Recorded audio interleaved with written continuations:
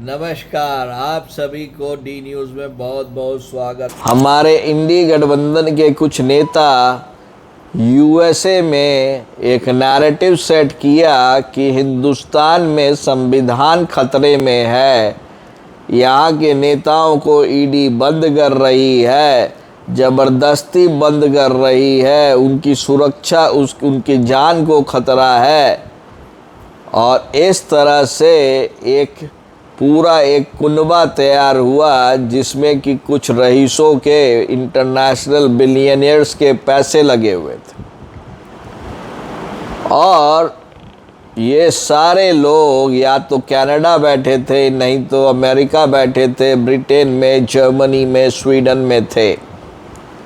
और इन्होंने खूब प्रचार किया एंटी मोदी के, क्योंकि इनको तो पच नहीं रहा है कि पुतिन साहब जो बाइडन की बात सुनते नहीं हैं और उनके ठीक सामने में बैठ के नरेंद्र मोदी उनको ज्ञान दे के चले आते हैं।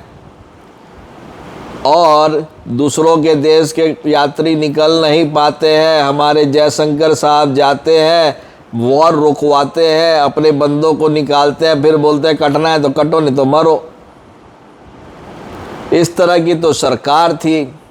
तो कोई चाहता नहीं है कि हिंदुस्तान तरक्की करे। तो इसमें कुछ देश को बहुत इंटरेस्ट था। उसमें जैसे जर्मनी की जो विदेश मंत्री हैं, बहुत इंटरेस्ट था। ब्रिटेन के कुछ मंत्रियों का इंटरेस्ट था, कनाडा का में इंटरेस्ट था, अमेरिका पे तो भाई इंटरेस्टों की बारात लगी हुई थी।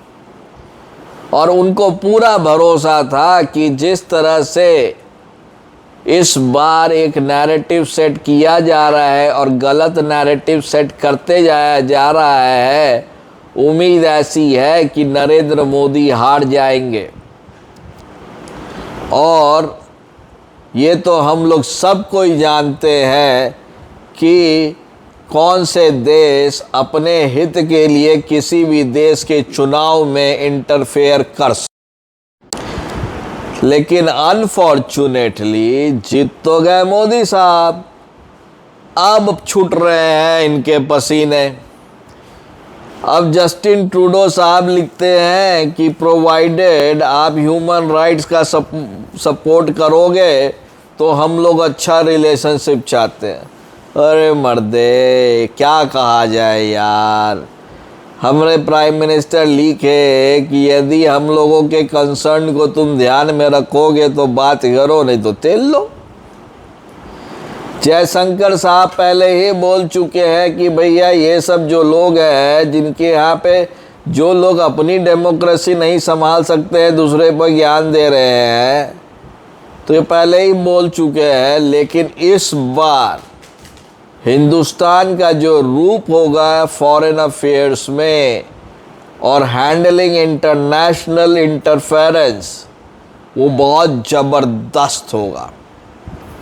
चाइना जैसे है वो थोड़ा कम बोला, लेकिन उन्होंने भी बहुत इन्फ्लुएंस करने की कोशिश किया। ऐसे आप सभी जानते ही हैं कि चाइना के बहुत सारे हितैषी यहाँ पे बैठे हुए हैं।